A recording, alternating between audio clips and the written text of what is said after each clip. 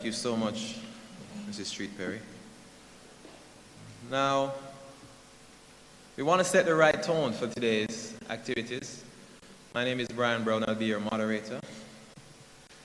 And apparently I chose some of the right colors inadvertently.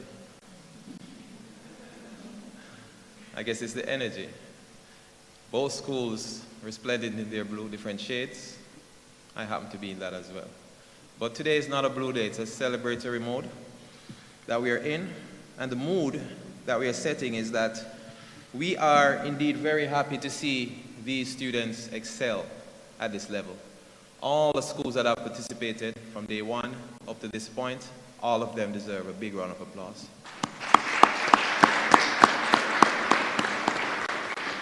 We're coming to you live from the Montego Bay Convention Center, right here on the elegant corridor. And this is the 2022 National Tourism Debate Grand Finale.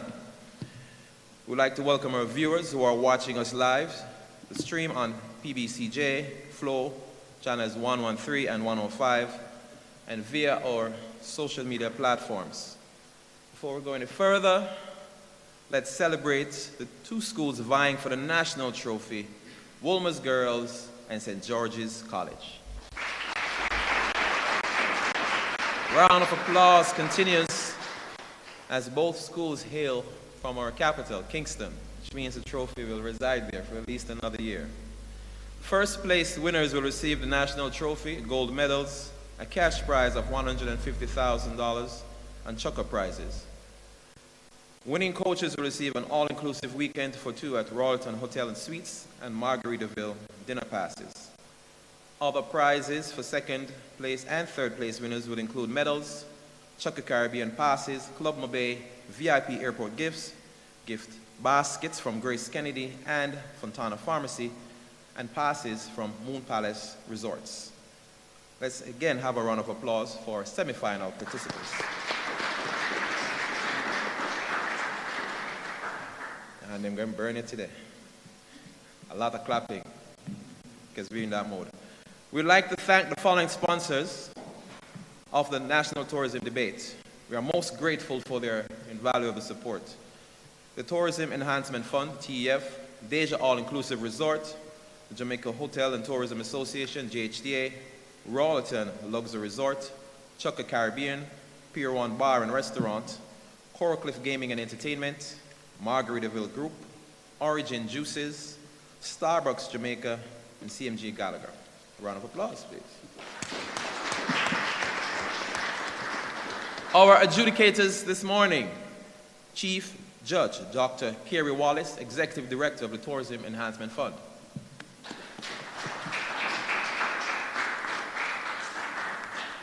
Mr. Lloyd B. Smith, Chief Executive Officer of the Western Mirror. And our perennial judge, Mr. Mika Bryce, Attorney at Law. Importantly, our moot this morning. This House believes that workers in the tourism industry are more inclined to explore jobs with traveling opportunities. Proposing the moot is Wolmer's Girls, and opposing is St. George's College.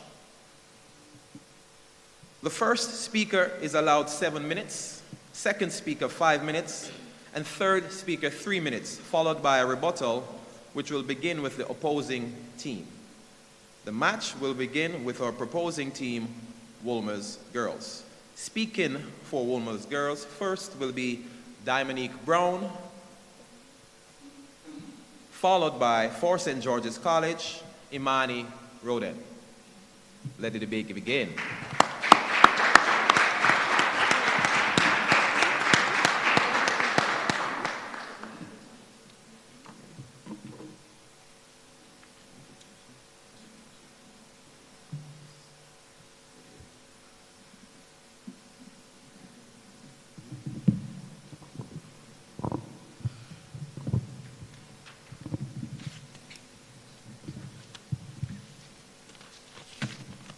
May I begin? Now look at me and this opportunity standing right in front of me. This quote emulates the feeling workers in the tourism industry experience towards jobs with traveling opportunities. A pleasant good morning, adjudicators, Mr. Moderator, viewers, members of the government, and members of the misguided opposition. The government is here to wholeheartedly reaffirm the mood that workers in the tourism industry are more inclined to explore jobs that enable them to travel. As the first speaker, I will discuss the statistics pointing to the heavy concentration of tourism workers in the travel sector and the reasons for this heavy concentration. My second orator will further elaborate on the reasons why workers in the tourism industry are more likely to explore jobs which allow them to travel. And finally, our last orator will encapsulate all key points and lay the final blow to the foundation on which our opponents stand. Before I get into the meat of the matter, I must outline the key terms. The tourism industry is, as defined by Destination NSW, the total of all businesses that directly provide goods or services to facilitate business, pleasure, and leisure activities away from the home environment. As outlined in the Cambridge Dictionary, inclined is defined as wanting or likely to do something or having a preference for a particular act, not forced. The World Tourism Organization refers to travel as the activity of travelers, which comprises the activity of moving from one place to another. Lastly, the Collins Dictionary defines opportunity as an occasion or situation which makes it possible to do something that you want to do. For the purpose of this debate, the government would like to make clear that we accredit jobs with traveling opportunities to travel consultants, tour guides, hotel managers, event planners, content managers, air cabin crews, and cruise line workers, amongst others. It is no secret that the tourism sector is the largest sector in Jamaica, contributing a huge 53% to the country's GDP. As of 2022, Vision2030.gov.jm reports that tourism directly employs 175,000 people and generates another 354,000 indirect jobs. There is nothing that my opponents could say, however misguided they are, that can prove that the multitude of employees in the industry, given the opportunity, would not grab at the chance to travel. An article produced by Eurostat.org puts this into perspective in relation to the EU, with its provision of statistics on employment in the tourism industry, which shows that in 2019, their tourism industry employed over 12.5 million people. From this 12.5 million, 2,513,700 people were employed in the accommodation sector, and 2,514,238 people were employed in the transport and travel industry within their tourism sector. The facts show that between the two biggest sectors in the tourism industry, the travel sector has employed more individuals. However, as stated in an article entitled International Recommendations for Tourism Statistics, tourism is a phenomenon that for which statistical representation has particular challenges, because persons in the multiple sectors of the tourism industry have jobs that provide travel opportunities and as such would also be classified as a part of the travel sector. This means that the 529,000 direct and indirect workers employed in the Jamaican tourism industry, as outlined in the Vision 2030 report, all have jobs that can be linked to the travel sector. For example, someone such as a hotel manager or a chef in a hotel that would be classified as a part of the accommodation sector can, however, be provided with the opportunity to travel. Likewise, entertainment workers can be afforded the chance to work on cruise ships, and as such would be classified as a part of the travel sector. An article in the Jamaica Gleaner published on July 26 of last year further proves my point, which showed that over 3,600 Jamaicans were hired for cruise ship jobs. The article further reported that hundreds of Jamaicans turned up at the Hart College after the minister himself announced that over 10,000 jobs would become available in the cruise ship industry, which facilitates the minister's aim of targeting 3 million cruise ship visitors by 2025. The people want to travel. I fear that my opponents may believe that jobs that afford workers with travel opportunities are restricted to overseas programs, while failing to forget that travel can include local and regional movements. Already embedded in our upbringing as Jamaican students is the infamous work and travel program, the gift that has aided many youths in taking their first step into both the tourism and travel sector. The provision of the local summer program, launched by the Tourism Enhancement Fund in 2008, has now successfully employed over 4,000 youths in various jobs in Jamaica, as stated by the Honorable Minister, and I quote, enable them to have very practical and hands-on appreciation of the many moving parts that must come together seamlessly to create the tourism experience that we sell to the world, end quote. According to the UE Mona campus, the Office of Placement and Career Services facilitates a number of overseas work and travel agencies each year, which provides post-secondary students with the opportunity to experience the customs, cultures, business environments, and daily life of another country. Being taught at such a young age about the wide variety of opportunities available to travel while working has influenced the jobs that the Jamaican workforce is actively seeking. In closing, I must bring to your attention this first-hand account of a worker who opted to join the tourism industry because of his travel opportunities. The assistant to Arnold Nugent, the general manager at the Premier Sandals Resort, stated that she is already accomplished in the field of education, but chose to venture into the tourism industry because of the travel opportunities it affords her. As stated by the World Tourism Organization, travel is a vital and integral part of the tourism market, and like accommodation, it represents one of the pillars of the tourism industry. Workers are inclined to explore jobs that allow them to travel for various reasons, some of which largely reside in social benefits. Travel opportunities enable individuals to expand their horizons as it relates to networking and establishing themselves as experienced workers. I digress.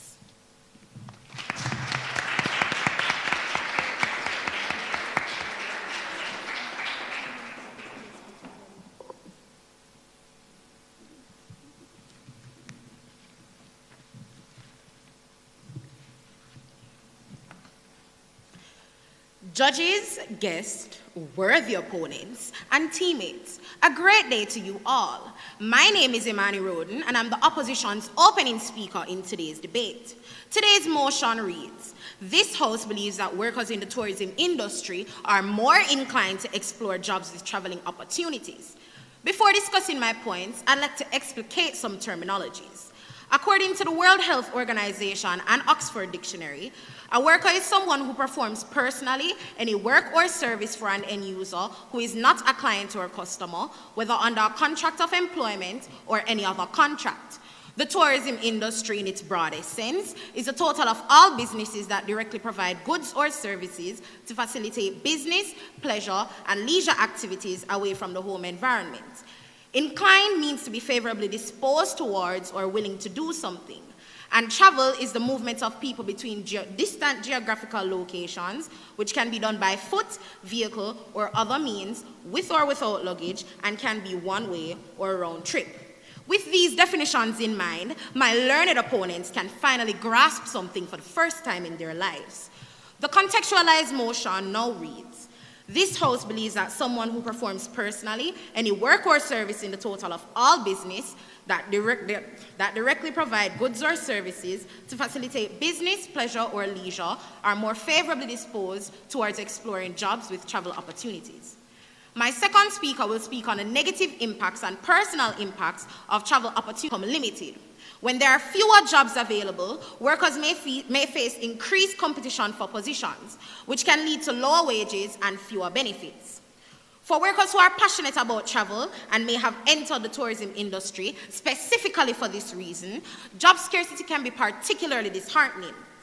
The inability to find employment that allows for travel may lead to a sense of frustration or even disillusionment with the industry, potentially causing some workers to leave the industry altogether. Consider COVID-19, which highlighted how vulnerable the tourist sector can be, with many persons losing their jobs or being furloughed amidst lockdowns and travel restrictions. As a result, workers prefer job security over living out of a suitcase. COVID-19 has led a surge in workers from all industries to abandon their place of employment for somewhere in a different parish or even a different country. According to the Statistical Institute of Jamaica, Statin, 60% of households experienced a decrease in their income since March 2020. In July 2020, 53.6% of persons 14 years and older were employed in Jamaica. This was 10.8% less than the number of persons employed in July 2019. There was a 51.2% increase in the number of unemployed persons in Jamaica. And this forced persons out of their comfort zones to find other sources of income to keep food on their tables. Because they could not afford the inflation rates, 21% of persons indicated that they relied primarily on remittances from overseas as their major source of income. For my backward opponents, remittances are non-commercial transfers of money by foreign workers or members of a diaspora for household income in their homeland. People who would have been employed under every single sector were greatly affected, and this proved to cause many disruptions from the uncertainty and instability of the state of our economy, especially in the tourism sector. Persons were left with no other option but to pack up their knapsack and find something else to pursue. There is no logical way to even consider the agreement with this motion. The second point I'd like to discuss deals with the Maslow hierarchy of needs, which is an ideology in psychology explaining human motivation based on the pursuit of different levels of needs. The theory states that humans are motivated to fulfill their needs in a hierarchical order. This order begins with the most basic needs before moving on to more advanced needs. Relating this to the motion speaks to persons migrating within and outside of their country. Some are searching for work prospects, advantages, and benefits that vary from person to person. Thus, for the tourist industry, they may be looking to travel internationally, but the MOOC did not say that, which is obviously what my opponents tend to ignore. The motion did not state that they are traveling outside of their homelands or countries. It simply stated travel, which is a broad term, so let me narrow it down. These workers can travel within their country and feel at ease doing so because they have matured, lived, and worked in their origin country and communities. Evidently, many tourist destinations are in rural regions, and some of the employees have lived there their whole lives, allowing them to stay to fill these newly established job vacancies. My dear opponents, if you had the opportunity to go to a different school, would you? Should I not be corrected you chose to go to Wilmer's Girls, whether it was by being placed at the institution after GSAT or solely by personal choice, due to some of the perks or benefits that the school may have, whether real or otherwise? And based on Maslow's theory, this is the same way how tourism workers prefer certain job opportunities due to the benefits they may reap. My disillusioned colleagues, I reiterate that the motion did not say that the workers are seeking jobs overseas. But let us play devil's advocate for a moment. Do you have any statistics to support the fact that these persons are more inclined to seek job opportunities overseas? What are the specific jobs that require them to work overseas? Is it that they can just get up and decide to seek after these jobs? Don't they initially have to be skilled or certified in these areas? And do you have the statistics to prove that this is why they're going overseas? This is Jamaica. People are just seeking a job. Persons are just seeking to get skilled or certified in short courses, especially in this sector. To be certified as a bartender or barber or masseuse does not take long because these courses run you about 6 months or a year in total, which was retrieved from the Heart Trust NSTA website. If you are to do other jobs that would require you to have these job opportunities, you would need to either have a bachelor's or master's and even be required to have a vehicle, passport, and visa. Because the harsh reality is that no company is going to spoon feed you with that golden spoon. And although they may want to, it's not like they can just pick you up and cradle you to the embassy and do it all for you. You're not a baby sucking on a pacifier. It's not as easy for workers to go away, and although they may advocate that the organizations overseas are willing to give them visas, etc., how many people do you think have the ability to actually pack up and leave their lives when the opportunity comes?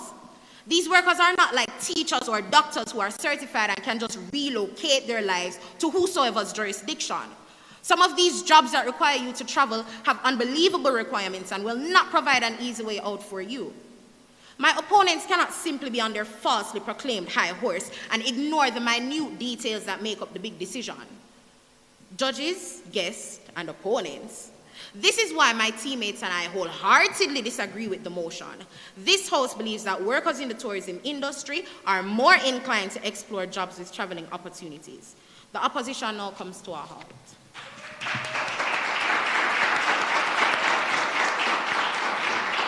Brown from Wolmer's Girls. Clap them, please.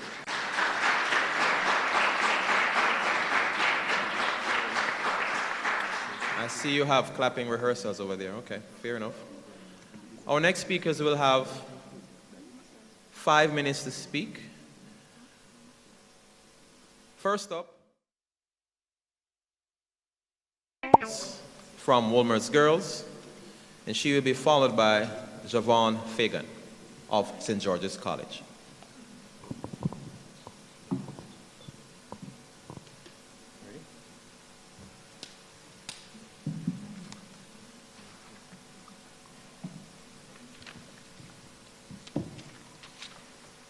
May I begin? All protocols observed, but I must pause to say good attempt to my wanting opponents who have tried but have still failed miserably to impress the invalidity of the moot upon us. The members of this government remain resolute in their claim that workers in the tourism industry are more inclined to explore, to try, to consider, if you will, jobs with traveling opportunities. What arguments could possibly be put forward to suggest that workers in tourism, emphasis on the word tour, would be unwilling or reluctant to even consider jobs that would afford them the opportunity to travel or jobs that would afford them the opportunity of touring? And my opponents must be deaf, since my first speaker already stated that travel is not limited to international travel. It also includes local travel. Tourism houses a scope of career and job options, many of which actually demand traveling. Browsing the Career Jamaica website, which posts job postings in Jamaica, it was evident that a love for travel was a distinguished trait for prospective employees in the field. The job overview for cruise ship crew states, and I quote, "If you are energetic and excited about traveling, you will love this job." Similarly, the overview for travel agents states, and I quote, "We are looking for a travel agent who is passionate about traveling." And the opposition has misled us to believe that these jobs are scarce, as my first speaker has already expounded on the availability of these jobs. This tells us that travel is a known prerequisite for many tourism jobs, and the fact that individuals vie for these positions should suggest to even the biggest half-wit that this is reflective of an affinity for travel that is common amongst people who choose to pursue this field of work. I would like my opponents to tell me how a flight attendant on Caribbean Airlines or a cruise director on Royal Caribbean could choose careers that are travel-based while being indifferent to the idea of travel. While the first speaker of the opposition argued that people are just seeking a job, I must enlighten you that there are other incentives for work other than money. As Truity Psychometrics, a career assessment firm, has stated, you can acutely pinpoint someone's personality traits by looking at their careers and job choice. For persons in the travel and tourism industry, the study reveals that their personalities are particularly adventurous and outgoing, traits which are characteristic of people who would want to or who would be inclined to travel. And yes, the government is aware that not all jobs in tourism necessitate travel. This goes for jobs that are more stationed, such as hotel receptionist or concierge. However, despite the opposition's objections, research conducted by the hostel booking site tells us unquestionably that people want to travel for work. Of the respondents in the research who never traveled, 37% expressed that it was because of work, and 58% said that they regretted not traveling. Fergal Mooney, CEO of Hostel World, said that it is incumbent on employers to combine work that includes travel. Because the reality is that these stable jobs that the opposition speaks of are repetitive, which could lead to employee dissatisfaction and fatigue over time. Imagine that coupled with the meager $9,000 a week pay that the Jamaican editorial views as a joke of an income, and it is no wonder so many tourism workers are leaving to pursue jobs in more advanced territories where healthy salaries and, more importantly, traveling opportunities are not uncommon. He urges employers to adopt strategies such as employee exchange programs, which allow the exchange of employees between regional and international companies. He notes that employees gravitate to these initiatives as they aid in the avoidance of seasonal layoffs and the improved experience of staff, thus increasing job satisfaction and employee morale. Everyone except maybe the ill-judged members of the opposition, knows of and supports this inclination towards travel that is prevalent amongst tourism workers. Clifton Reeder, director manager at Moon Palace Jamaica, said that in the tourism sector, America is pulling their best, but he too emphasized that we should encourage it. But employee satisfaction aside, traveling opportunities forge a myriad of skills in workers, which makes them more employable. In 2017, Hostel World commissioned a market research survey to determine the employability of candidates with travel experience. Over 1,000 persons from across the world participated, and the results concluded that 82% of employers believe that experience traveling makes candidates more employable. The research also indicates that a decent travel history on a resume suggests that an individual thrives in dynamic environments, is unafraid to step out of their comfort zone, and has problem-solving skills, all attributes that makes an individual an invaluable asset. So why would tourism employees be more inclined to travel? The simple and the practical answer is to widen their scope, improve their portfolio, and consequently improve their marketability. Thank you.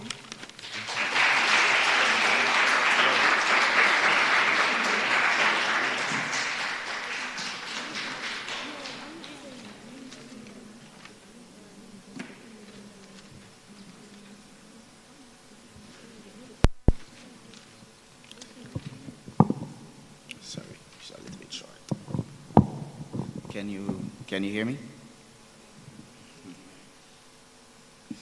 To the second speaker of Wolmer's, whoa, slow down. We could barely hear your points. Good day, ladies and gentlemen, judges and my fellow opponents.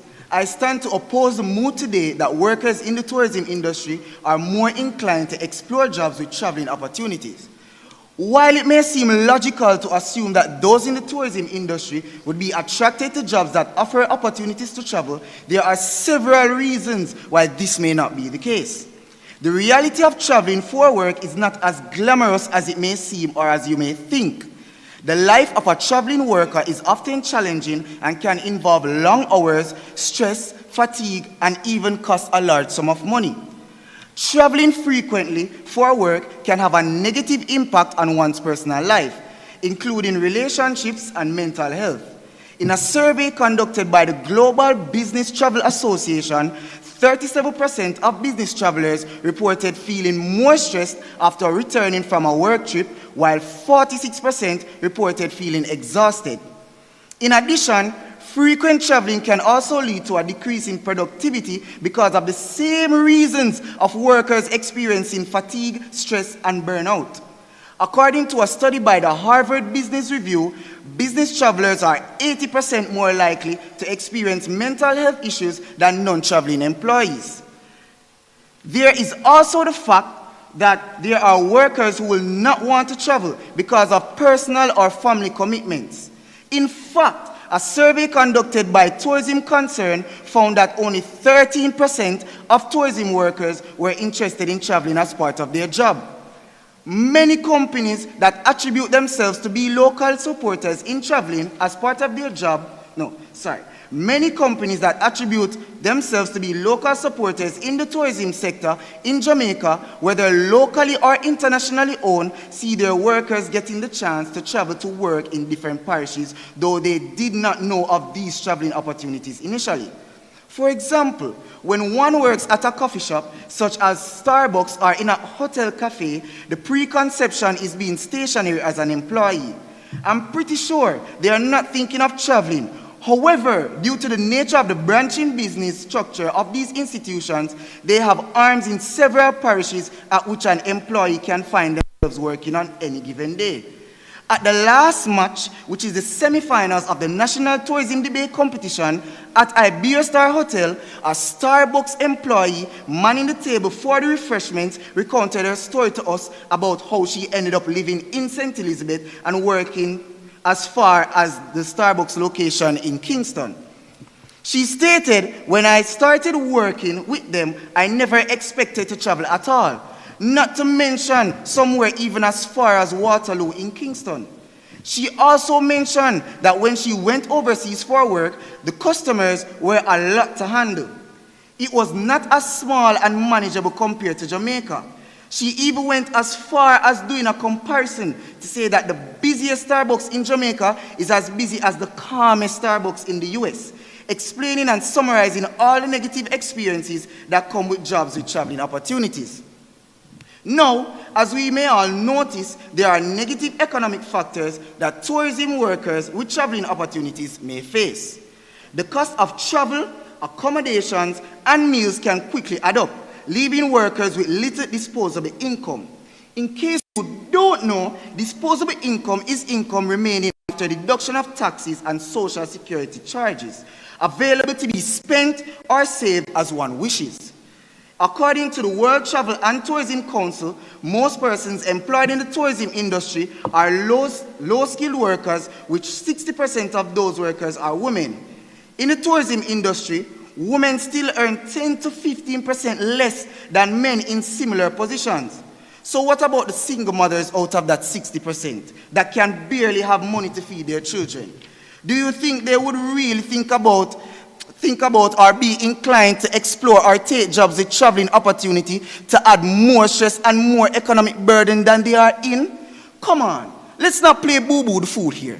So with all of this information, would you really think most persons in the tourism industry would even take a step back by exploring or pursuing jobs that have traveling opportunities with little to no income to enjoy the short life that we live?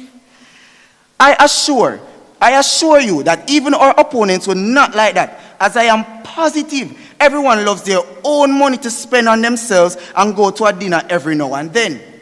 All these statistics and information that are provided shows much evidence that traveling for work can have negative economic and personal impacts on workers.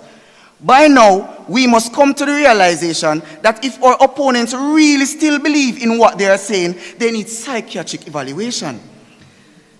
Don't be led to the wrong side by our sly and cheeky opponents. I implore you to take a quick second and stop and think and realize that the only information that is of substance is coming from my team. The opposition pauses at this moment.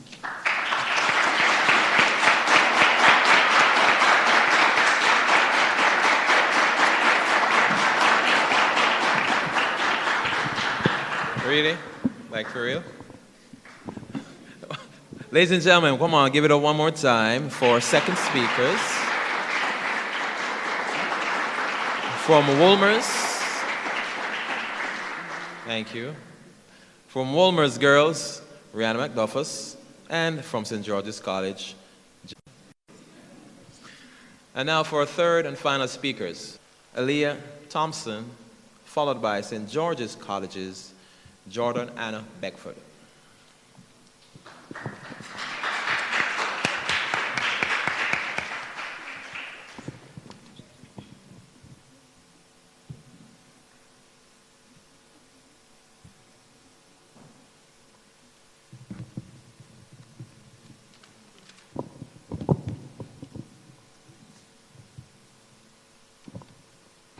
Christine, may I begin? My opponents, the negative effects pointed out by your second speaker makes it seem as if these feelings come just because you have traveled. Are workers in local jobs not tired, fatigued, or stressed? We fail to see the validity of your point because, my opponents, if you are inclined to and want something, you will find a way to mitigate the challenges just as the workers in the tourism industry have done. I bid all protocols a pleasant morning. The arguments already put forward by the members of the government have undoubtedly substantiated the moot. This House believes that workers in the tourism industry are more inclined to explore jobs with travel opportunities. The stance of my worthy opponents had been obliterated long before they were even brought forward, as my first speaker outlined the heavy and continuously rising concentration of labor in the travel sector of the tourism industry. Now, let me spell that out. There is an incessant increase in jobs with travel opportunities, for example, the cruise industry, which patently indicates that workers are more inclined to these jobs. My second speaker further refuted the irrational arguments of the opposition by highlighting the economic and social satisfactions and conveniences provided by jobs with traveling opportunities, which constitutes the workers of the tourism industry, again, being more inclined to these jobs. To point out the cons or disadvantages to jobs with traveling opportunities is unavailing because the reality is in this country, Jamaica, traveling is looked upon as a luxury. As my second speaker alluded to, even employers within the tourism industry utilize traveling opportunities as a method of persuading persons to apply for jobs. If the employers themselves are able to recognize and even use the fact that workers are more inclined to these jobs to their advantage, my opponents, who are you to refute the reality? The fact is indisputable. Traveling for work has wide-reaching benefits around the world that are known by both employers and workers. It is particularly appreciated as it allows the individual to develop transferable skills and expert opinions that could be used in their jobs. My opponents, all roads lead to better opportunities outside and within the tourism industry. Get with it. The government pauses at this time.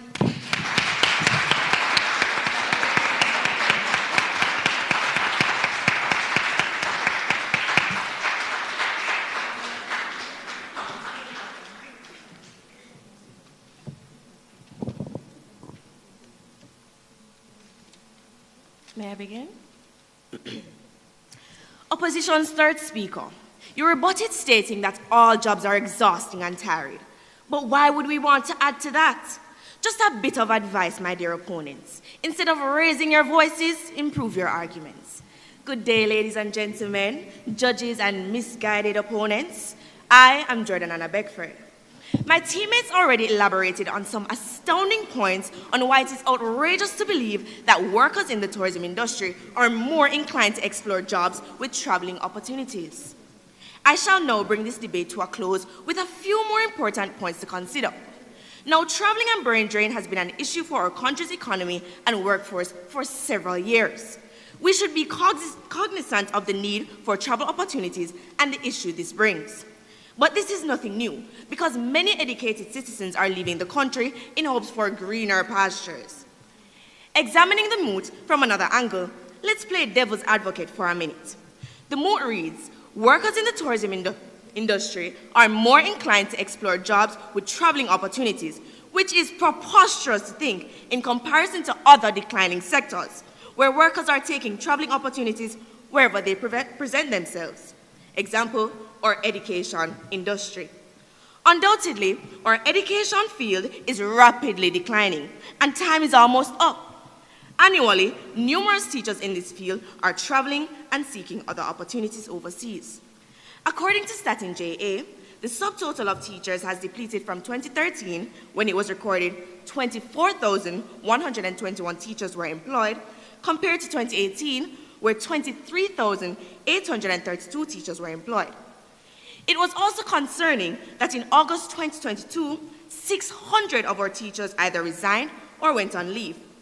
As reported by the Jamaica Teachers Association in an article titled Teacher Migration, The Power to Choose, published August 8, 2022, Natalie McKenzie states that many teachers have exercised their power of choice and decided to migrate from Jamaica's shores to take up more lucrative jobs overseas.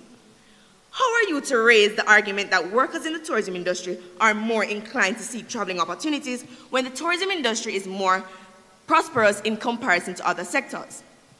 Yes, these teachers would have migrated not necessarily for traveling purposes, but for money which they gain from the trip. So at the heart of it, traveling is a byproduct.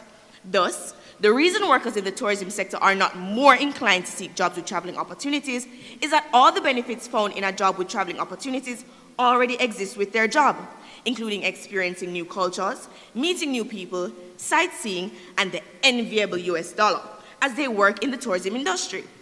An article by the worlddata.info states, in 2018, Jamaica generated around $3.10 billion US in the tourism sector alone. This corresponds to 21.14% of its gross domestic product. It is ludicrous that the workers from the tourism industry are more inclined to seek traveling opportunities when there are other sectors that are faced with this issue yearly. Judges and audience, please take our opponent's deafening points with a grain of salt and consider the points shared by my team and I. Finally, the opposition rest our case.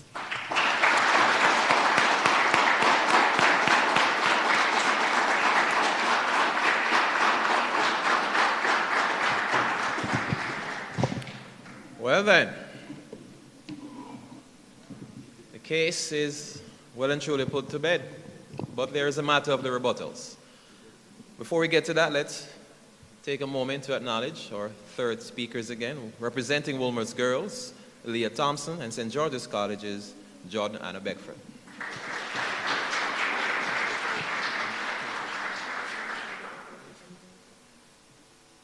We will afford our teams a few minutes to prepare their rebuttals. In the meantime, I'd like to take this opportunity to acknowledge the presence of some stakeholders, especially in the field that we are discussing today. Senator Janice Allen, tourism spokesperson for the People's National Party. Senator Raymond Price, PNP spokesperson. May I give it that? Raymond Price, PNP spokesperson on information. Point of information? No? Okay. I know. Is that? Oh, wow. Yes. Well said. Yeah, I think we'll make you an official senator just for today. And of course, Mr. Moby himself, Mr. Robin Russell, President of the Jamaica Hotel and Tourists Association. Our judges have quite a task on their hands. For those of us who used to read the comic strips, Mandrake, anyone? For those who came in late. The judges are Chief Judge, Dr. Kerry Wallace, Executive Director of the Tourism Enhancement Fund, Mr. Lloyd B. Smith, Chief Executive Officer of the Western Mirror, and Mr. Pika Bryce, Attorney at Law. Give it up for our judges, please. So we'll afford them a few more minutes, after which time we'll have the rebuttals. It will begin with the opposing team in the person of Aaliyah Thompson, followed by Wolmer's Girls, Imani Roden. Be back in a few. Yeah, that's what I meant.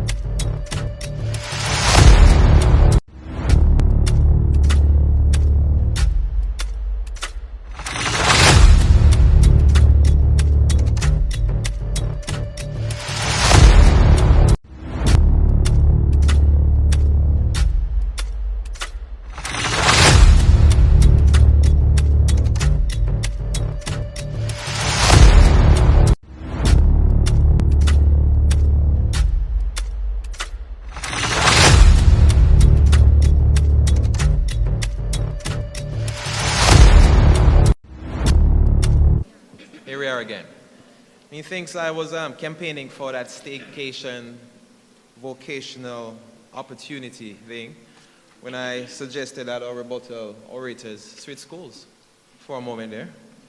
But it is consistent with our mood today. And so, ladies and gentlemen, it is now time for us to get the rebuttals. We will begin with the opposing team, St. George's College, in the person of Imani Roden, followed by Wolmer's Girls, Aaliyah Thompson.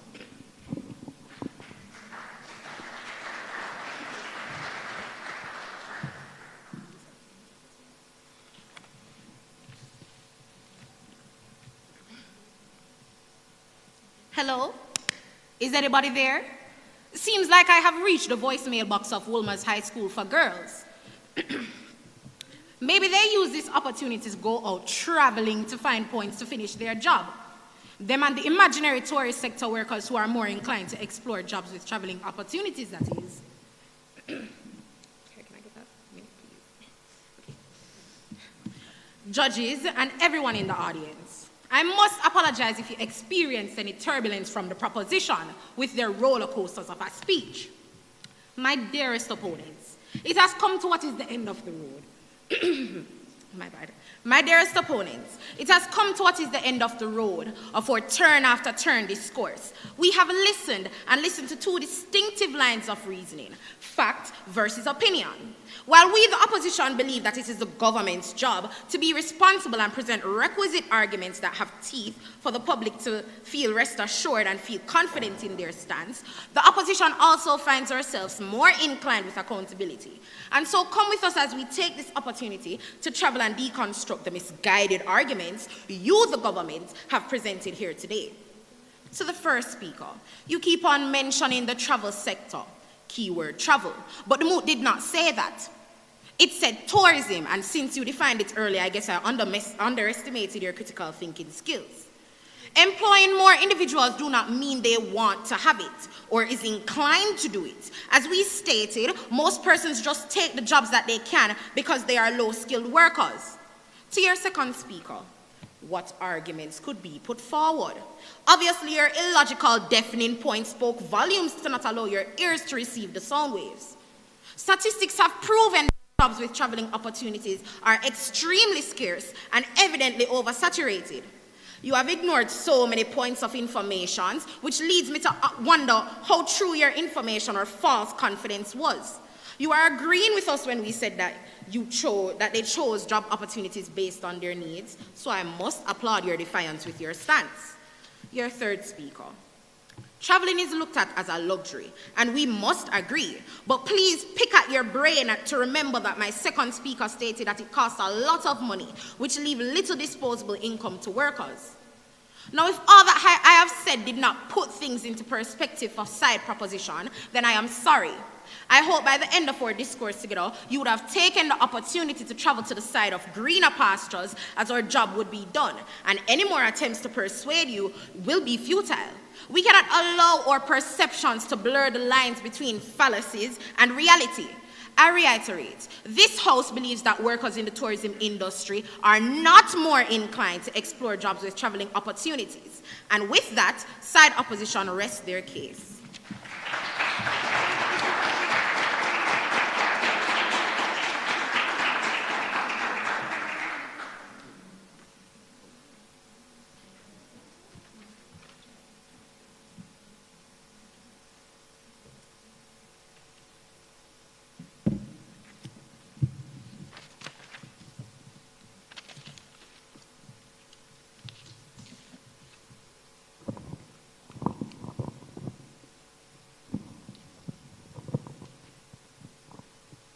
May I begin?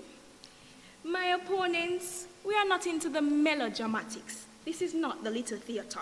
Your insults overcompensate for the fact that your rebuttal adds nothing to this debate. The first speaker of the opposition spoke of the competition and impact of COVID-19 on the tourism industry. Despite COVID restrictions, tourism still thrived and initiatives were created by the ministry. The Tourism Resilient Corridor, which enabled the industry, especially the travel sector within the industry, to bounce back in full force. This can be seen especially in the the example my Prime Minister put forward, the minister's call for increased involvement in the cruise ship industry. I am not sure if your first speaker was too caught up in her insults to hear that we clearly stated that the travel industry is not restricted to international travel, but also local and regional movement. You have also failed to realize the outline we have given to jobs with travel opportunities, many of which do not require vast intellectual qualifications. Your first speaker asked if we would choose a different school if we were afforded the opportunity. I'm not certain of the relevance, but the answer is no. Does hard work not prove beneficial? My opponents, did you stop to ask the very Starbucks worker the difference in her pay for a few more customers she receives, a far better pay that every single mother can use to benefit themselves and their children? Once again, my opponents, you have failed to analyze the statements we have put forward. My second speaker has clearly outlined that in the tourism industry, it is already expected that there will be some amount of traveling. My opponents, we are not saying that workers in the industry don't want to in other industries don't want to travel, but workers in the tourism industry are the ones making the move towards the opportunities presented. My opponents, open your ears. Your second speaker questioned why tourism workers would leave despite the prosperity of the sector. But this prosperity was little to no benefit on the workers themselves, and my second speaker had already given evidence of the fragment migration of tourism workers. When all is said and done, my opponents have failed to highlight a key component of the moot: opportunity. You are making it seem as if travel is being forced upon the workers, when this is not the case. When the debate is lost, slander becomes the tool of the loser. I rest my case.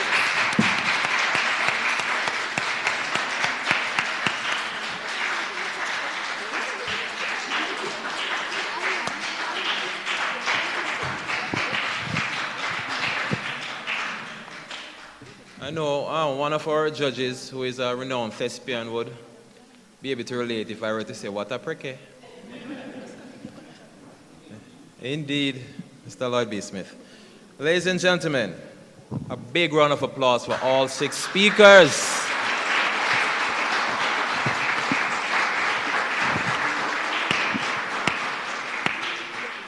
From Wolmer's Girls, Dominique Brown, Rihanna McDuffus, and Aaliyah Thompson.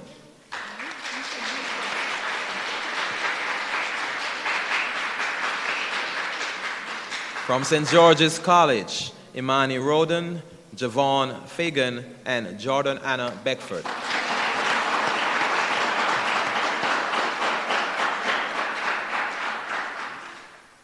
We must big up all 6 speakers from the sheer infotainment value they've provided today. It has been informative and entertaining, which is what you really want from a competition of this nature. I would also like to take this opportunity, having been privy to participate in the semifinals, where you both did so well, to see that you've taken on very literally the advice that you were given regarding your presentations, and in particular, where your rebuttals are concerned. Big up on yourself on that. You did a very good job. All right, so again, let me remind you of our sponsors, without whom this would be much, much harder than it has been. The Tourism Enhancement Fund, TEF, Deja All-Inclusive Resort, the Jamaica Hotel and Tourism Association, JHTA, Royalton Luxury Resort, Chucky Caribbean, Pier 1 Bar and Restaurant, Coral Cliff Gaming and Entertainment, Margaritaville Group, Origin Juices, Starbucks Jamaica, and CGM Gallagher. Give them a round of applause, please. There has been a very exciting addition to the list of sponsors, and it is quite ironic that this will require travel. All 6 of our finalists have the opportunity, providing they have interest in the culinary arts or any related field, to take up an internship with Roots in Culinary in New York, in the USA. They are come on board to be a part. It's a New York-based culinary program partnered with a number of educational culinary institutions across New York and the tri-state areas. The National Tourism Debate will offer a summer internship program in New York for debaters who are interested in developing or have an interest in the culinary arts. That's exciting. The program will offer active work seminars, field trips to include 5-star, 4-star restaurants. Tourism in New York is one of the leading supporters of nearly, okay, all right. I'm not part of this debate. The support is welcome and will give students an opportunity of not only owning or operating their own restaurant within the industry. The excitement is unbelievable, and the field trips include some of New York's 4-star dining experience, advised Jeffrey Tullock, food owner and operator of Roots in Culinary. The program is available for students 15 to 17 years old. Come on, give it up for Roots in Culinary. All that is left now, ladies and gentlemen, is for us to await the pontifications of our judges, reminding you who they are. Our Chief Judge, Dr. Kerry Wallace, Executive Director of the Tourism Enhancement Fund, Mr. Lloyd B. Smith, Thespian, and Chief Executive Officer of the Western Mirror, and Miss Tamika Bryce, Attorney at Law. I'll give them a few more minutes, and then Dr. Wallace will address you with their responses, their feedback, and of course, the announcement of this year's winner in the National Tourism Debate Competition. Soon come.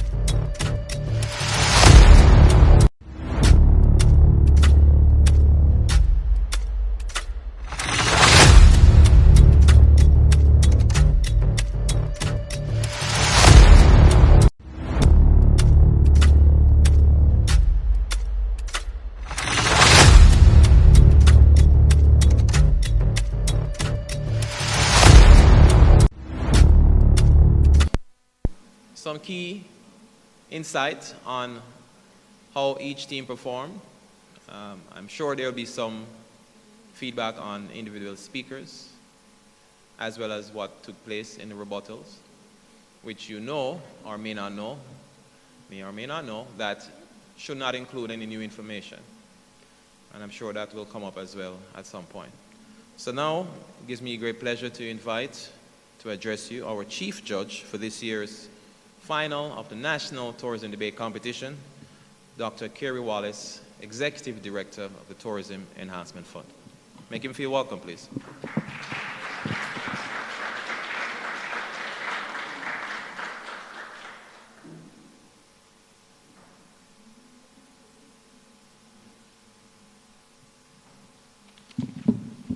Thank you, Brian. Always a pleasure watching you excel at your craft.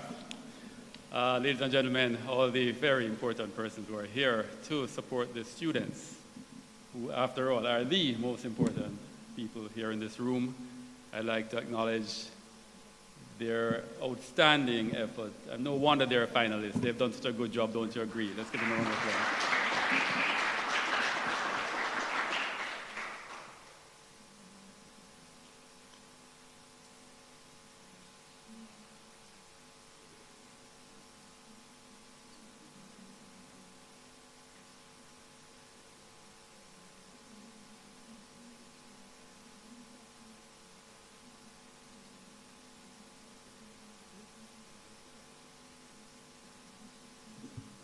And as I was commending the students, so fierce was the competition that the judges are still requiring kindly a minute or two to deliberate some more. Okay?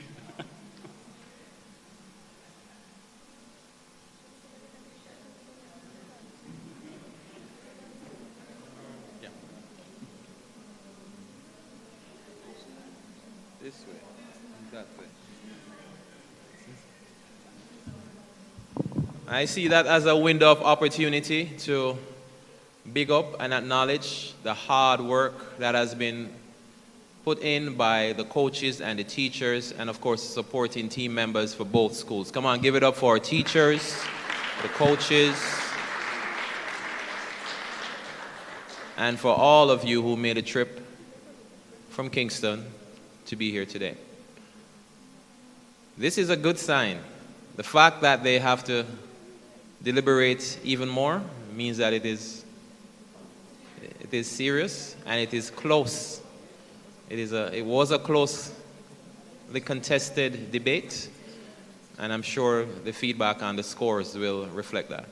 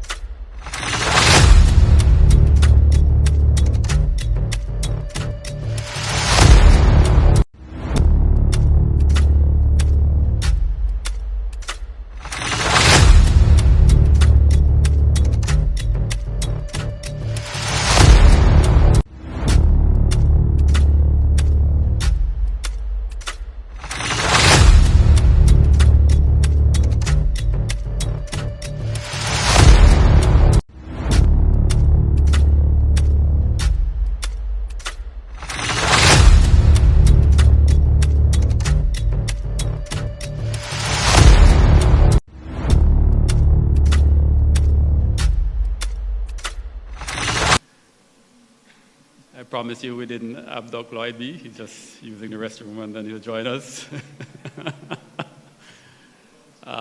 So let me start out by the generalities. I believe the moot itself is quite a challenging one, as you would all agree. And the students really stepped up to the plate to deliberate and debate on it with very strong arguments on both sides, very strong rebuttals on both sides, both very great delivery in their presentations.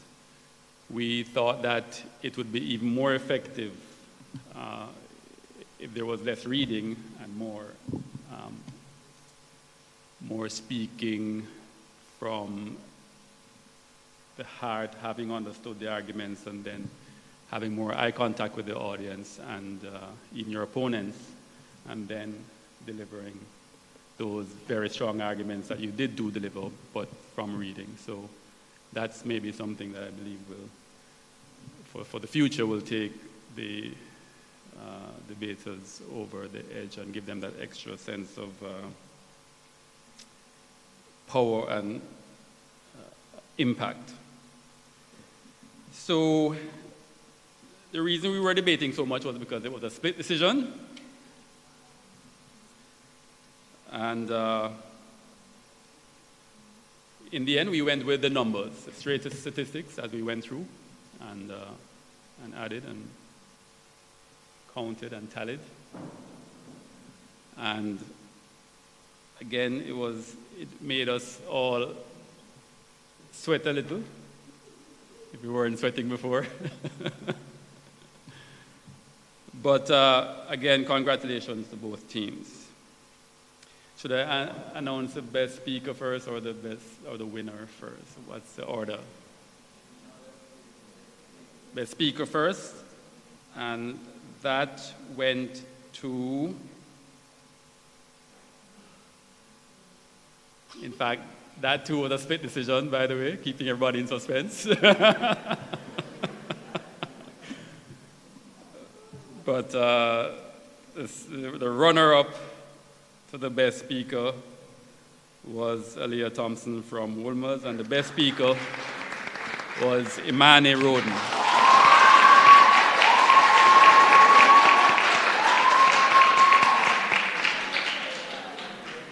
And now the school. Thanks again for all you do and for traveling so far. And the runner-up had 871 points. The winner had 901 points.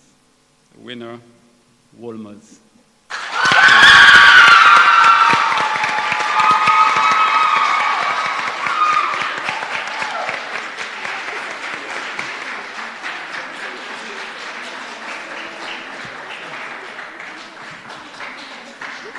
Congratulations and kudos to Michelle Tullo. I'll invite her to just stand so that everybody can give her a round of applause for organizing this fantastic debate. Thanks for giving us the opportunity/stress of judging the competition. And congrats again, students. Safe travel.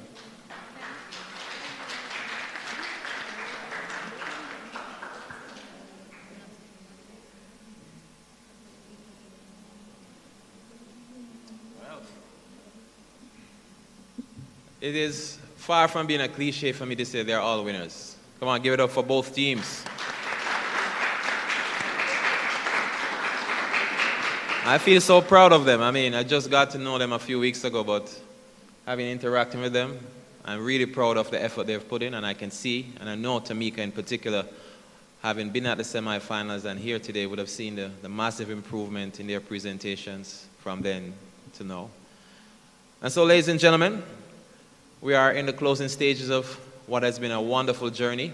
At this time, though, before we go to the plethora of prizes that will be presented to our participants, there are 3 Ps there, and I'd like to take this opportunity to invite to deliver a brief message, just a welcome.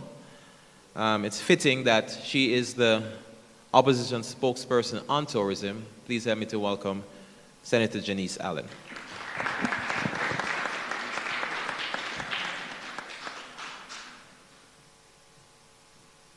Thank you so much, Brian, and good afternoon to everyone, but especially to our debaters, who I am so proud to witness their amazing work.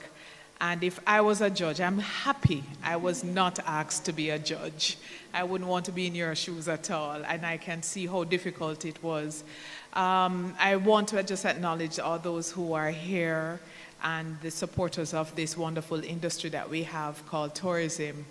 What I'm amazed at is that I suspect in another 10 years or so, we could very well see some of these faces in a certain place that is addressed at Duke Street, because they are clearly getting their experience and practice together to quickly take the place of people like myself.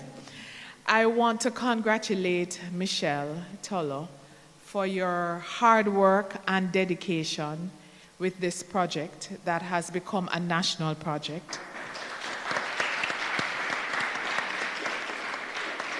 You are exactly what it means to persevere with something that you believe in, and I believe it is a standard and an example for many other competitions or people who just have a passion for what they do. I believe you continue to excel, and I wish you the very best. I want to also thank all the wonderful sponsors who believe in your product and continue to support you each year, and I'm certain next year will be even more. And I also promise you that if needed, I will be with you to provide any support that I can, because now you've gotten me into becoming a big-time debating supporter. I wish when I was going to school I had this opportunity, or at least I took advantage of the opportunity. I was a bad student. But congratulations to all the teams that would have participated all along, and especially to our finalists, our winner and our runner-up, and I believe both of you are both winners. You did very well, exceptionally well. Thank you so much, and all the best to everyone.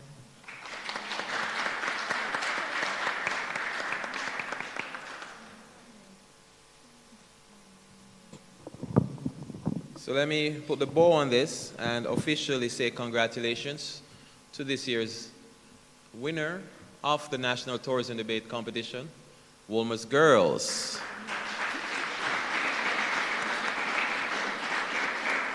It was indeed a fantastic debate, fantastic energy in this room, fantastic celebration of a journey that involves so many schools and so many young persons that have enhanced their lives and their confidence and speaking skills just by virtue of participating in this process. We want to thank our participating audience, the schools that made it to the convention center, the Montego Bay Convention Center. We want to big up our timekeeper, Jaden Hewitt. A special thanks again, we can't big her up enough, to the executive director, Michelle Tolo. Want to let you know that our third place winners are Edwin Allen High School, and they'll be receiving a prize. And there'll also be a special award presentation to Manning's High School for the top score in Western Jamaica. And so now, ladies and gentlemen, it's time for us to go to our prize presentations. And of course, we'll start with our winners. First place, Wolmer's Girls. Please rise to the occasion, as you continue to do so much. Get on up, get on up. And now I'm going to invite Dr. Kerry Wallace to present their medals and certificates and trophy in a minute.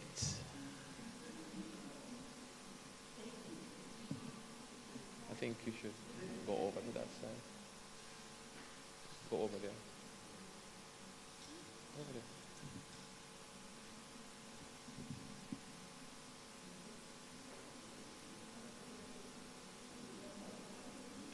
Jaden, are you the paparazzi today?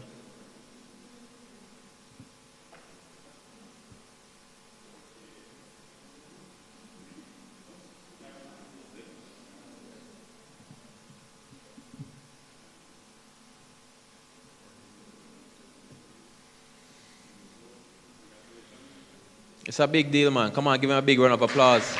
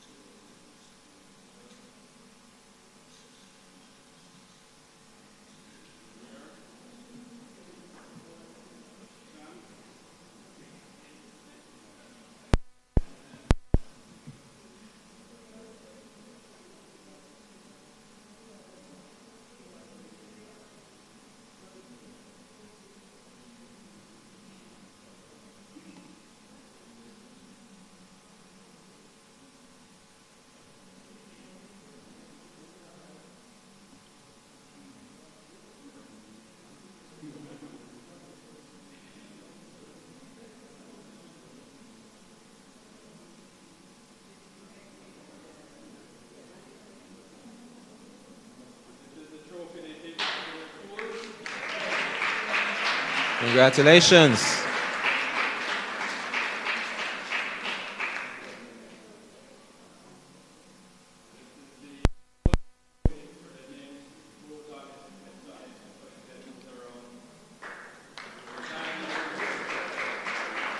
Immortalized. We invite the winning coach to join us on stage.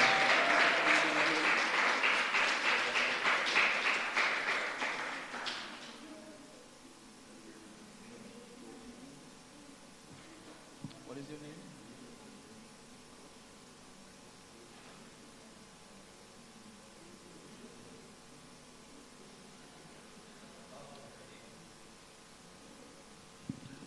Winning coach is Nadia Elliott.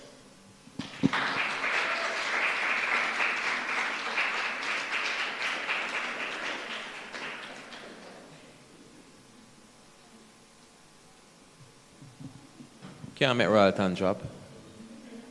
Don't.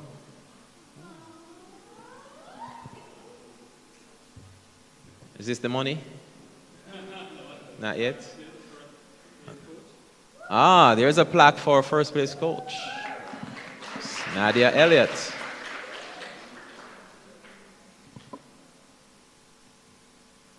Thank you, Dr. Wallace. Don't go far. We now have the prize check. That's a big check. Okay. Jeez. Can take that to the bank.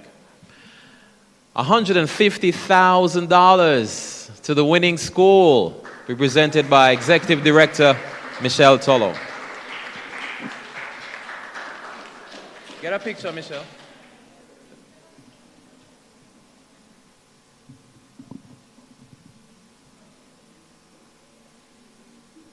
Prizes galore. Next up, passes for 3. I wonder who those 3 are. From Chukka Caribbean, to be presented by Melissa Terry. From Chukka. It's time to play, right? I think that is their tagline.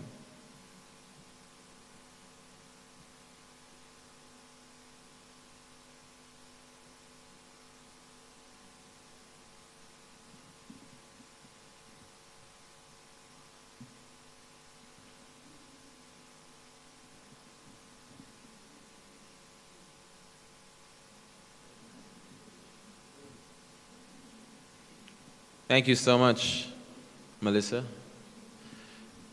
And now, a Royalton weekend for 2 for the coaches. Inviting Carrion Coelho and Paula Bullings to make that presentation. That is nice. See them go all out, not only with their apparel, but with the marketing, man. It's a nice touch. Could have just been an envelope.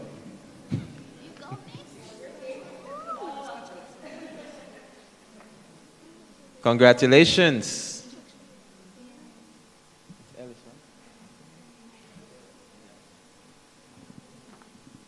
Congratulations again, Miss Elliott. And another plaque for the debate coach. I get Wooly prize today, man. That's nice. Well deserved. Dr. Kerry Wallace, we'll invite you to make that presentation, sir.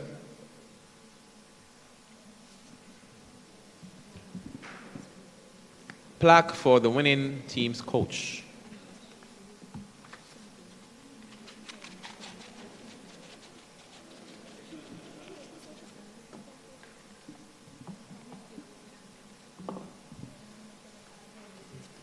And now everybody's favorite, gift baskets. Wonder what's in there. I don't know.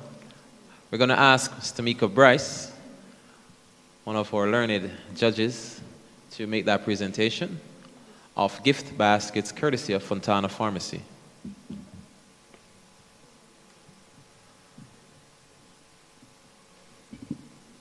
This is one of those cases where you keep it locked because from your open it, you know. If you take out one thing, everybody beg you out everything.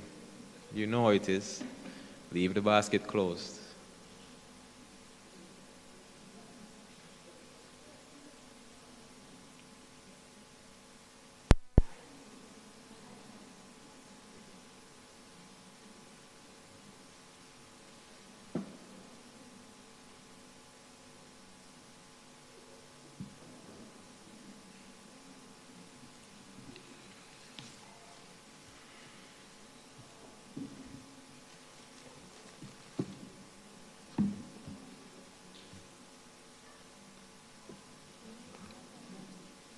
Congratulations again to the debaters from Wolmer's Girls and their coach for such a wonderful job. Give it up for all of them and thank you again, Ms. Bryce. And now, ladies and gentlemen, it is time for us to celebrate our very worthy runners-up. Give it up for... You can clap, man. Clap in advance. St. George's College.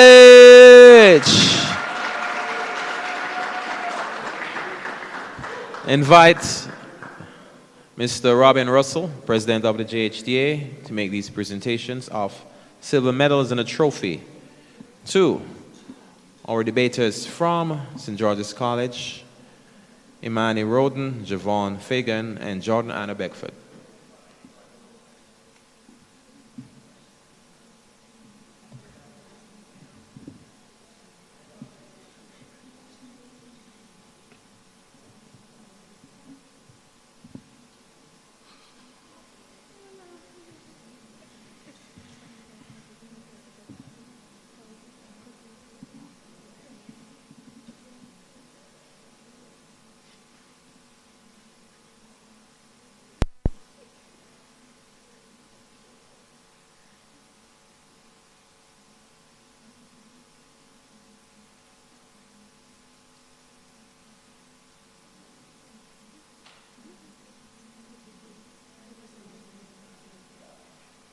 And a trophy.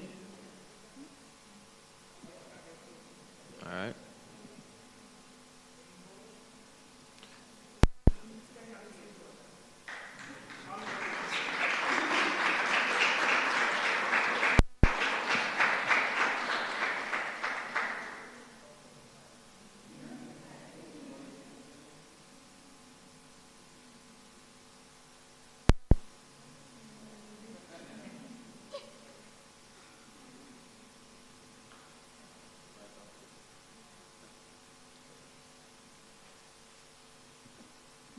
It's Devashia White,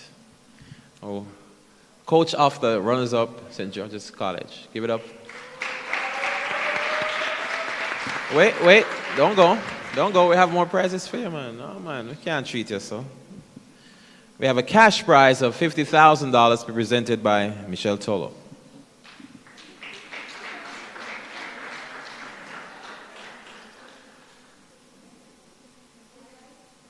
Miss White, Devashia.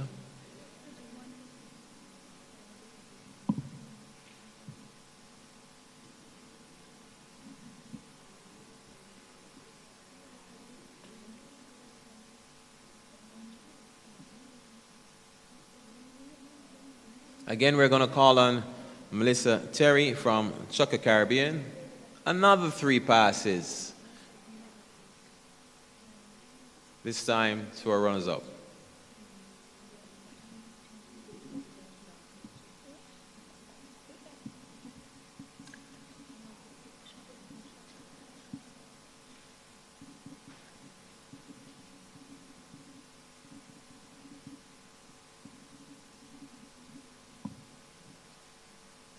Congratulations.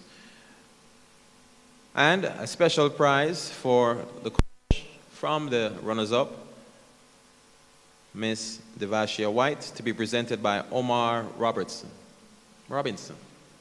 outside. So, I will ask,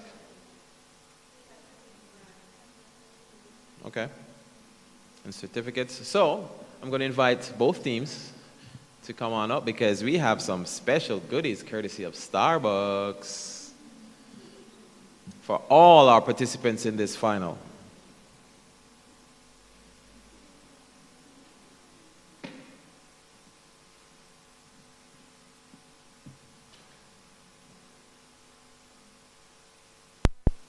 Stars getting bucks.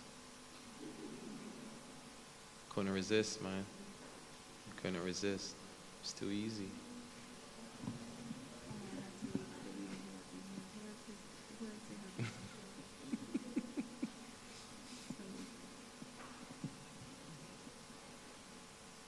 That's it. So, skip all this. Let's make some of it.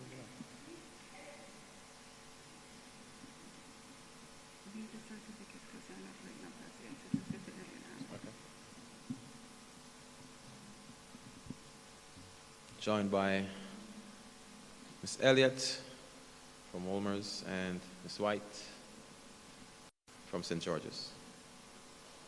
Give it up. That's it, ladies and gentlemen. That's it right there. All the finalists, both coaches in one photograph. Beautiful. Now, we said at the semifinals, we're not leaving out third place because you did a very good job. You made it to the semifinals. And the third place team in this year's competition is Edwin Allen. Bronze medals. Ms. Tamika Bryce, would you kindly assist us with presenting these? Thank you. I know, yeah man, exercise. Up and down.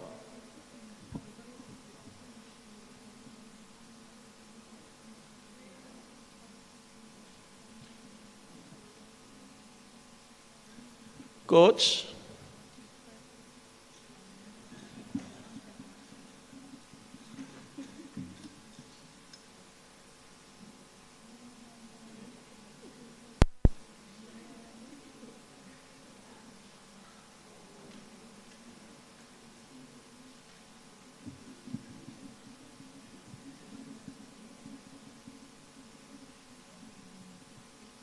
So the debaters from Edwin Allen High School and their coach, Samoy Williams. Give it up for them, ladies and gentlemen.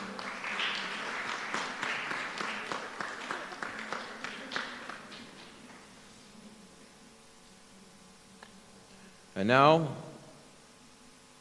prize is courtesy of Club Mobile VIP. We're going to ask Mr. Lloyd B. Smith to step away from his mobile device and make these presentations.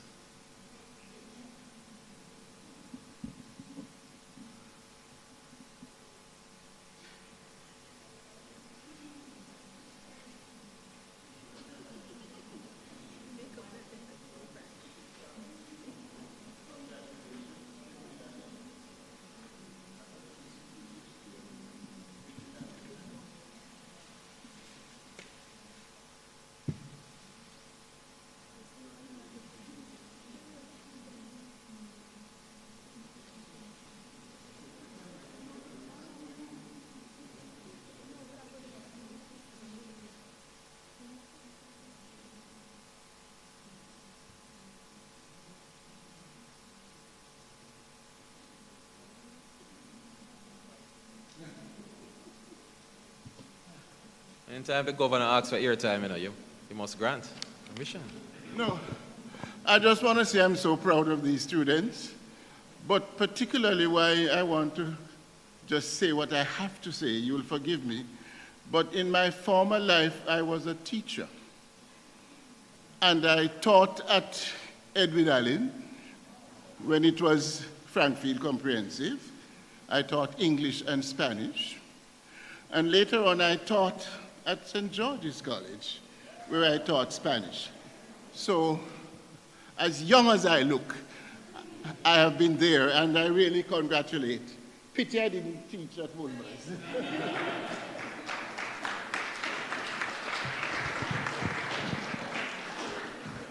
Thank you, sir.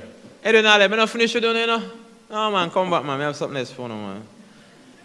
Mr. Russell, Robin Russell, president of the JHTA. We have some Moon Palace Day passes for y'all, man. Yes, you're going to Ochi for a day. Eat, drink to your heart's delight.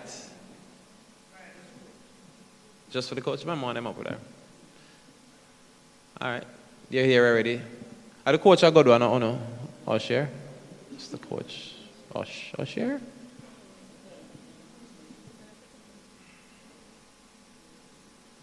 This passes, so maybe one of you can go. I don't know who's the favorite. For draw straws. Congratulations, Mr. Moy Williams. And apologies, students, for marching you up here again. All right, so 2 more prizes and they're sectional. 4 winners, Woolmer's Girls. Margaret of the Caribbean dinner for 2. Come on, give it up. 3 of those prizes. And to be presenting them, Adrian Harrison from the Margaret of the Caribbean. He's the man behind the marketing and sales machinery.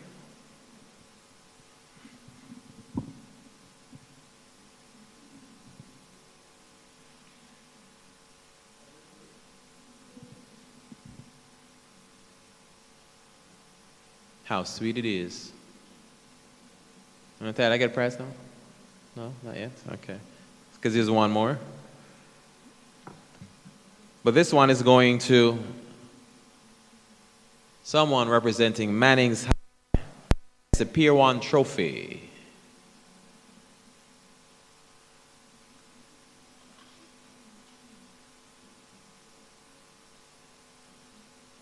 And it's for the top Western Jamaica score in this year's National Tourism Debate competition. So we have a representative from Manning's High coming up.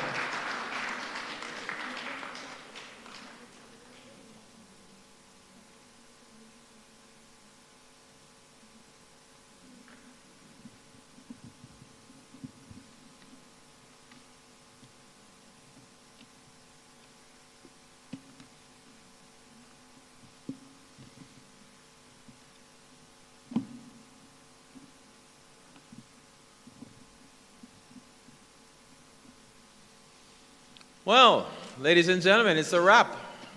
It's been a fabulous year.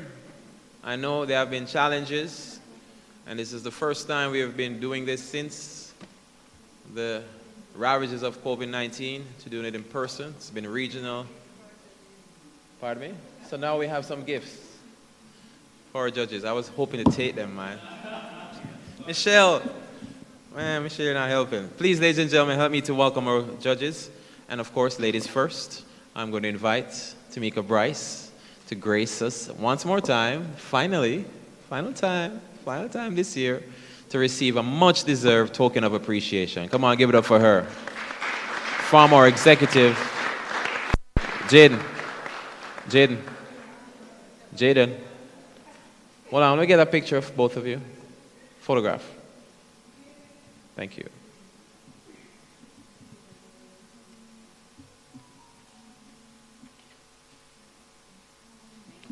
Mr. Lloyd B. Smith, teacher, writer extraordinaire. Ándale.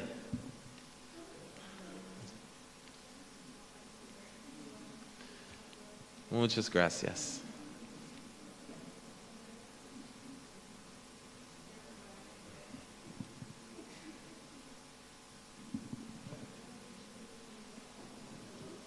And last but by no means least, our Chief Judge, Dr. Kerry Wallace from the TEF.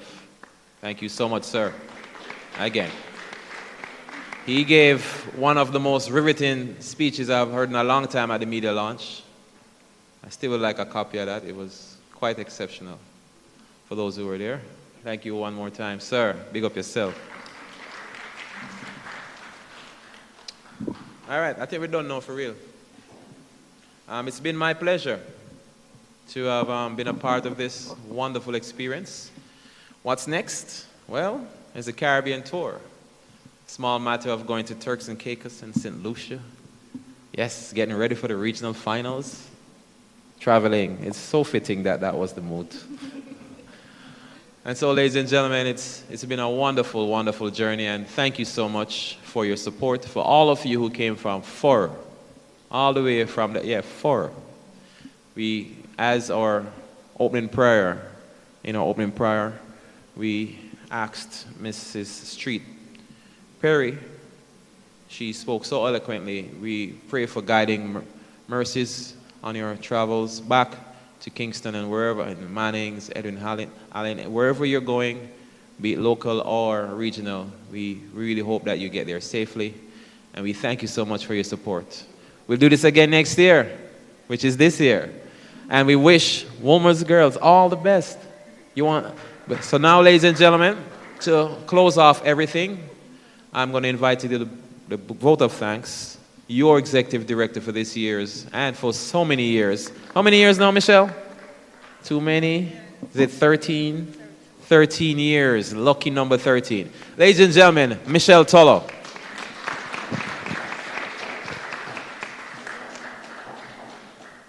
Well, it was a long one. All protocols observed. I can tell it was very tiring.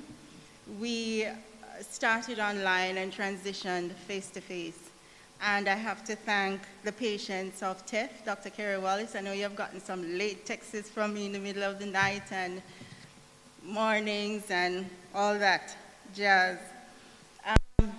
When we went online in 2020, we did that for 2 years. And during that time, we invited a few other schools.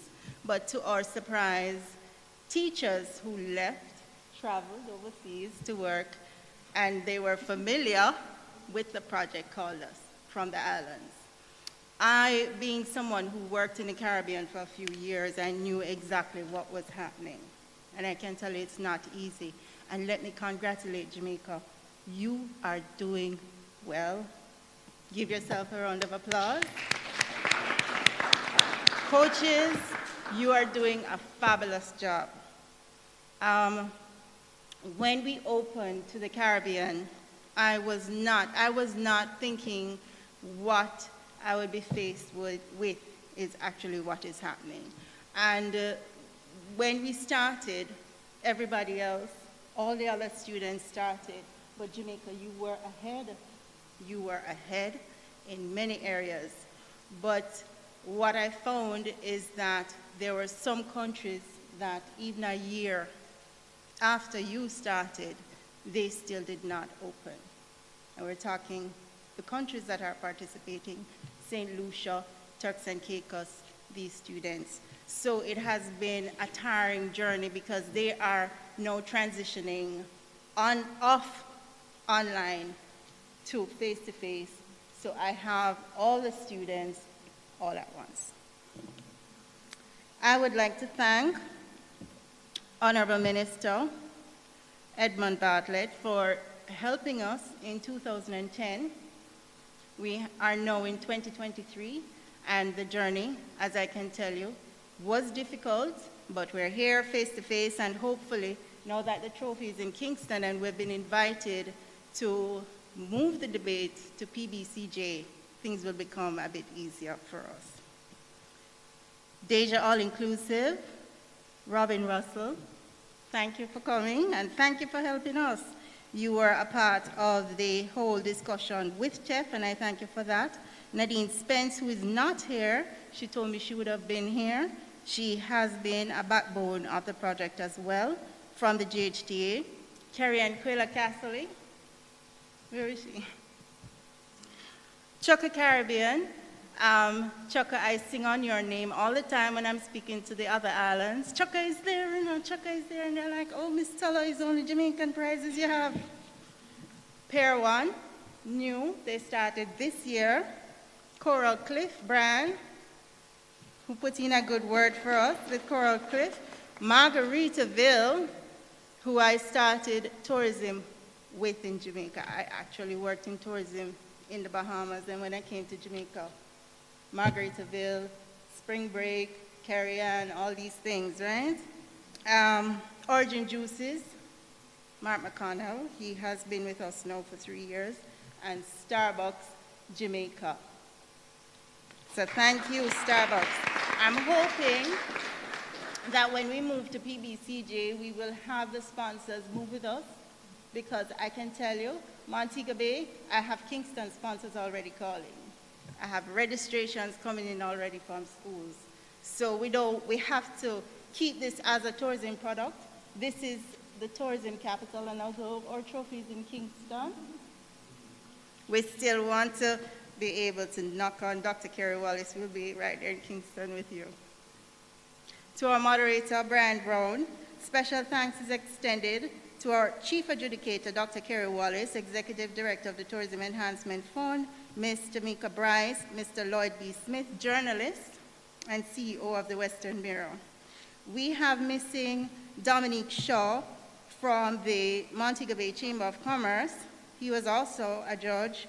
Nikki Gray, she is a lecturer from the University of the West Indies. And Mr. Robin Russell, as busy as he is, he's not the president of the GHDA, he had assisted. So thank you very much, and congratulations to everyone, coaches, speakers, best speaker, Dr. Kerry Wallace, you have that pin. So our best speaker, we have a special pin for you. This is very special because the only pin that we have given is the one to the Bahamas, who is now our reigning regional champions. They didn't play, they were quite good team.